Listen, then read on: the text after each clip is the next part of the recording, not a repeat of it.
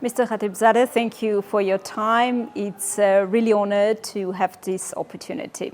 Thank you very much for inviting me. So your visit to Yerevan concludes very soon. I'd like us to start with an overview of key discussions and meetings you had in Yerevan. Yes, thank you very much. Thank you for giving me this very opportunity. Actually, I'm trying to catch my flight soon. So I think this is my last appearance on public here in Yerevan. So I have to thank and seize this opportunity to thank my host and also to thank Armenia and the Ministry of Foreign Affairs of Armenia for inviting me and for providing this opportunity for me and for Iran's Ministry of Foreign Affairs to be on the stage and present its views. Yes, we had very good meetings here in Yerevan, though it was my first visit to Yerevan, but I really enjoyed being there, talking and exchanging views. I had the privilege of having meeting with your foreign minister. We discussed different issues of mutual interest on bilateral, regional, and international level, issues related to well-being of two nations and also our bilateral relations. We reviewed different aspects of ongoing projects between two countries. And also I had this opportunity to have meeting with Deputy Foreign Minister here, Armenia's Deputy Foreign Minister, and also some other dignitaries and officials attending Yerevan Dialogue. Probably you have already aware of my panel. There I discussed the South Caucasus and connectivity and the importance and the strategic aspect of these connectivity issues here in South Caucasus. So I think that we had very dynamic and very live debates here in Yerevan. You did, surely you did, and my next question is actually about the remarks you made at the forum. There was a really interesting remark. You mentioned that you talked to Mr. Grigorian and you wanted to hear from Armenia that there will be no corridor cutting the connectivity in the region. Why do you need this reassurance from the Armenian side? Are there any concerns that Armenia's stance on this matter will change? No, it's not coming out of any concern. It is coming out of this notion that we need to clarify and repeat what we actually share. That we need connectivity, we need diversification of communications, and we need different transportation routes, but we shouldn't follow projects that excluding others or changing the geopolitical, geostrategic landscape of the region. Last week we had Tehran Dialogue Forum, and Mr. Grigorian was participating there. There I was on the stage, I was talking to him, and there we discussed also this issue of peace crossroad of Armenia. But I wanted also to make sure that we are on the same page when we are using different words and jargons, and if we are just understanding each other well. So there and here, I wanted to make sure that everybody understand when we are calling on diversification of connectivity, when we are talking about different transportation routes, when we are talking about transitions, and also when we are talking about this sort of crossroads, we are talking about connecting, not cutting each other.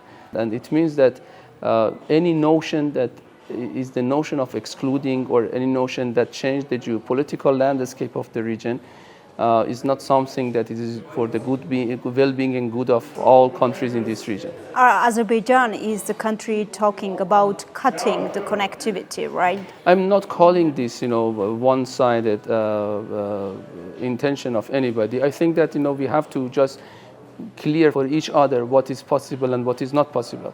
Definitely, we need a sort of mutual understanding in this, region. Mutual understanding meaning that mutually accepted solution. So anything should be respecting international law, should be respecting the sovereignty of countries of this region, including Armenia. So while it is up to these two countries to work with each other to find a solution, a stable, durable solution for this connectivity, but at the same time we should be able to make sure and give this assurance to all the nations in this region that what we are planning is connectivity, not cutting each other. From this general landscape that we have had for many decades in this region. Is Iran ready to provide a platform for Armenia and Azerbaijan for negotiations? We fully support this peace initiative and peace agreement. On the record, we have said that 100% we are behind all these efforts by two countries. We think that the sooner we can reach to an agreement, the better for everybody. Everybody is better off with signing the agreement, including Azerbaijan, Armenia, and Iran. You know, Iran is a neighbor of these two countries, and we have had very good relations with our neighbors, and we would like to continue this. But also at the same time, everybody knows, and this is not a secret, that because of this sort of rivalries, always many projects, many joint projects have been remained untouched, and we have not been able to materialize the capacity and capabilities and potentials in this region. So we need to reach to an agreement that secure the future of our cooperations. The victim of this rivalry, the victim of these clashes and these sort of clashes have been always those who have been trying to implement projects of peace, projects of cooperation in this region. Iran is very often mentioning that there shouldn't be any corridor, as you just mentioned here. Why does Iran think that it's important to warn against any geopolitical changes in the region? Does Iran see such threats? Look, I think that I was clear that these sort of jargons should define. They are subject to be defined very carefully. We have to be on the same page, all of us. If corridor means something that is denying the sovereignty of Armenia, then I do believe that even Azerbaijan is not looking for that, and Iran is definitely against any initiative that is against the territorial integrity or sovereignty of another country, including Armenia. We are looking. We have been so clear on our position that we are very much supporting territorial integrity of Azerbaijan, Armenia, and all countries in this region, because international law is what we need in this region. So if corridor means something that is cutting our region into two or three different parts, or if corridors means something that is against the sovereignty of the Republic of Armenia, or something that changed the geopolitical, geostrategic landscape of this region, geopolitical map of this region. So this is something that cannot happen, easily cannot happen, because as Iran, we think that, while we need connectivity, while we need, transportation routes, while we need diversifications of direct access, of all countries, and we do support that.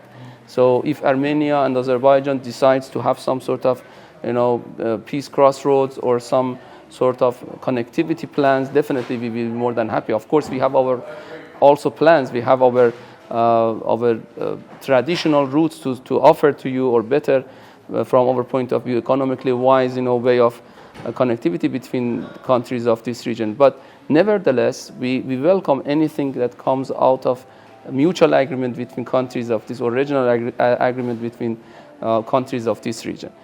The most important part is that we should have principles, consistent principles: international law, territorial integrity, sovereignty, geopolitical and geostrategic landscape of this very, very, very sensitive region is something that everybody should respect. And Iran has clearly said that it will do its best to prevent any escalation in the region. But will there be any concrete steps, and what those steps will be in case of Azerbaijani invasion into Armenia? Look, we are doing our best to prevent any sort of escalation in this region. Enough is enough for this region. We think that the peace is something that everybody is looking for, and Iran is using all its capacity and its good offices to reach out to both Azerbaijan and Armenia to make sure that future is future of development, prosperity, cooperation, and normalization of relations especially between these two important countries of Armenia and Azerbaijan. Coming to the nuclear deal between the United States and Iran, the negotiations are still ongoing. How this deal is important for our region? Look, what is happening right now is a negotiation between Iran and the United States on nuclear issue and removal of sanctions. So reaching to an agreement is a turning point for everybody, including our neighbors in this region. But even without any sort of agreement, Iran has shown to everybody that is a responsible, actor, friend, and neighbor in this region. And we think that with or without deal, what is the guiding rule is this friendship and this neighborhood, which we all share. But we have to know that Iran is very much committed to reach to an agreement that secure both removal of sanctions and also address concerns of the other side to make sure that Iran's nuclear activities will remain forever peaceful. We are very sure about our intention. We are very sure about our program. But at the same time, we have to make sure that the other side this time is coming with real commitment of removal of and lifting of sanctions, which is the gist of what we are going to agree if we can come up with a good, mutually accepted solution. Do you see a real chance for that?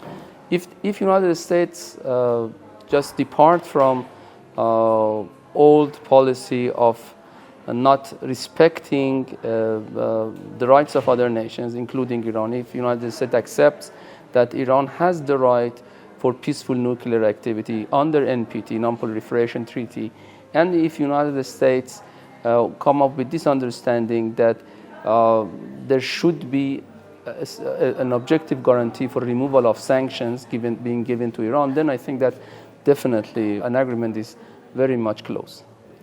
Iran has continuously warned against the presence of third forces in the region. Are there any concerns now? Our region has suffered from this extra-regional competition and rivalries for I can say for centuries now, and for decades, obviously. Extra-regional competitions and rivalries are not for the good of our region and countries of the region. The history and the record that we have in our history shows that when countries of the region have decided to work with each other, they have been able to produce indigenous security, which is not borrowed or purchased from outside of the region. And this is something that we really need. Region can actually play a very important role for the future of the region. We have agency in this region, in this international order. Our region can be architect of the future order of this region, and this is what we think that we have to work with each other. How do you see Armenians' role in that future? Armenia is a very important country. Very important country. A very good neighbor for us, and very important country both in South Caucasus and also for the connectivity of future. The initiative that we do have from Persian Gulf to Black Sea includes Armenia, and Armenia plays a central role in that initiative. You have to know that for us, Armenia is a gateway.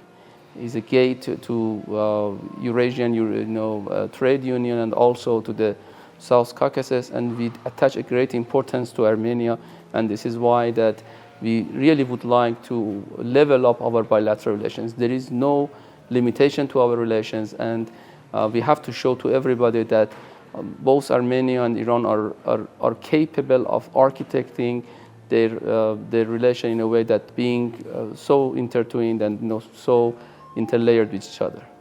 Thank you very much. Thank you for this opportunity. Thank you.